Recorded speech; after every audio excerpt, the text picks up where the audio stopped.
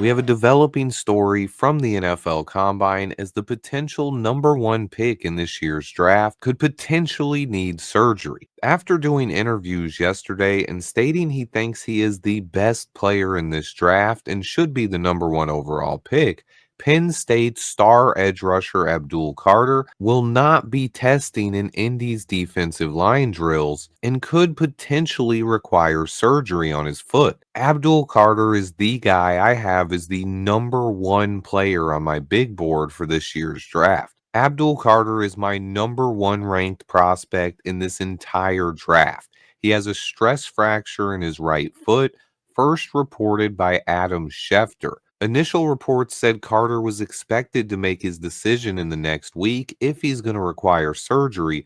According to his agent, Drew Rosenhaus, there were mixed opinions on whether or not he needed the surgery. But Ian Rappaport just updated the situation this morning, stating that Abdul Carter consulted with more doctors and the plan is for him to skip the NFL Combine but have a workout at his pro day next month. The belief is, at least from his agent, that after completing a workout with no pain today, Carter should be able to avoid surgery and heal up on his own. Now, most people expected Carter to skip this week's testing anyway, due to a shoulder injury he suffered in the college football playoffs. But now, this stress fracture in his foot, could it really affect his draft status? This one is tough, guys. I am not a doctor. However, there are a ton of doctors on Twitter, and many have offered various opinions. According to what I read, though, most of the time, stress fractures do not require surgery. However, if it doesn't heal on its own after a month or two, it could require surgery later in the off season. This might cause some teams to worry, especially by putting off the surgery. If he ends up having to get it later on, it could cause him to miss time in his rookie season, and that would be a major setback.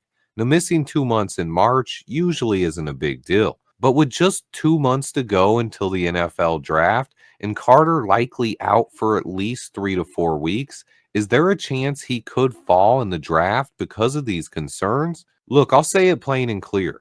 If for whatever reason Abdul Carter fell to pick 10, I would run to the board and turn in that pick. I don't care about the stress fracture or the shoulder injury. In fact, I don't even care if he had to miss his entire rookie season, which, let's be clear here, he does not. But to me, he is possibly the most talented player in this entire draft. But this was a guy with the potential to be one of the NFL's best sack artists. I've said all along he had no shot to fall to pick 10.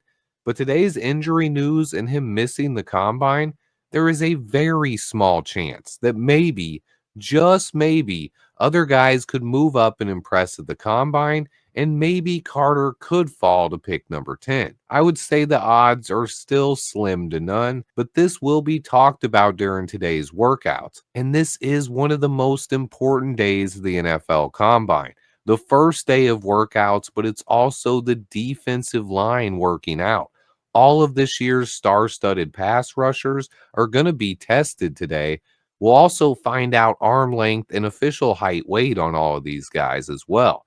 Practices start at 3 p.m. Eastern and will be on NFL Network. I'll have a video on what D linemen to look out for before practice. Keep an eye out for that. Remember to hit the like button for me, guys. Stay tuned, and until next time, bear down.